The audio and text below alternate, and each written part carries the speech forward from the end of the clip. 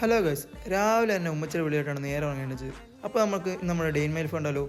കുറച്ചു നേരം കണ്ണാടിലേക്ക് നോക്കി കുളിച്ച് ഡ്രസ്സും മാറി നേരെ വണ്ടി എടുത്ത് വീണ്ടും ബൈമറിന് നേരെ ഇറങ്ങി.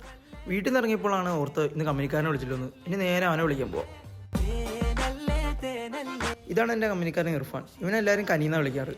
അങ്ങനെ അവനെയും വിളിച്ച് നേരെ വണ്ടി എടുത്ത് വിട്ട് പോകുന്ന വഴിക്ക് ക്യാമറ ഉണ്ടായിരുന്നു. ക്യാമറ നമ്മളെ നമ്പർ പേര് വെത്താൻ പറഞ്ഞാൽ അവൻ കെയിൽ മാത്രം പൊത്തിയേക്കുന്നത്. എന്താണെന്നില്ല, വണ്ടിയിൽ ഫുൾ ടാങ്ക് എണ്ണ ഉണ്ടെങ്കിലും പമ്പ് കാണുമെന്നും സൈഡ് വലിവാ. ഏതാണ്ട് 30 കിലോമീറ്ററിനടുത്ത് ദൂരമുണ്ട് ഞങ്ങൾ പഠിക്കുന്നിടത്തോട്ട് പോകാൻ. ഇതാണ് ഞങ്ങൾ പോകുന്ന വഴിക്കുള്ള മനോഹരമായ കുറച്ച് കാഴ്ചകൾ. സമയം ഏതാണ്ട് 9 മണി ആറായി. ഇന്നിപ്പോൾ കഴിക്കാൻ സമയം കിട്ടില്ല, അതുകൊണ്ട് നേരെ ക്ലാസ്സിലേക്കല്ല.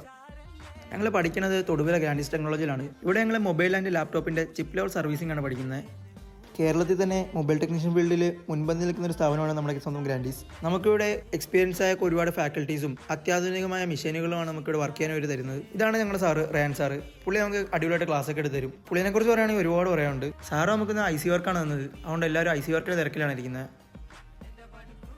അങ്ങനെ വർക്കെല്ലാം കഴിഞ്ഞപ്പോഴേക്കും ഏകദേശം ഉച്ചയായി. ഇപ്പോൾ എല്ലാവർക്കും വിശക്കാൻ തുടങ്ങി. ഇപ്പോൾ ഞാനും എൻ്റെ കൂട്ടുകാരന്മാരും നേരെ കഴിക്കാൻ പോയി. ഇവിടെ നല്ല അടിപൊളി ചൂട് പൊതിച്ചോറ് കിട്ടും. 2 മിനിറ്റ് ഇവനൊക്കെ ഇല കലയാക്കുന്നതാണ്. വീടെടുക്കുന്ന പറഞ്ഞപ്പോഴേക്കും എല്ലാം ഭയങ്കര അഭിനയം. അങ്ങനെ ഫുഡൊക്കെ കഴിഞ്ഞ് എല്ലാവരും നേരെ ക്ലാസ്സിലെത്തി. ആ ഗ്യാപ്പിലാണ് ഇതേ ഒരുത്താണ് അവൻ്റെ കൊച്ചിന് മെസ്സേജ് കൊടുക്കുന്നത്. അങ്ങനെ ലഞ്ച് ബ്രേക്ക് ഒക്കെ കഴിഞ്ഞപ്പോഴേക്കും ഞാൻ നേരെ ഒന്ന് കുറച്ച് നേരം വർക്കൊക്കെ ചെയ്യാമെന്ന് കരുതി.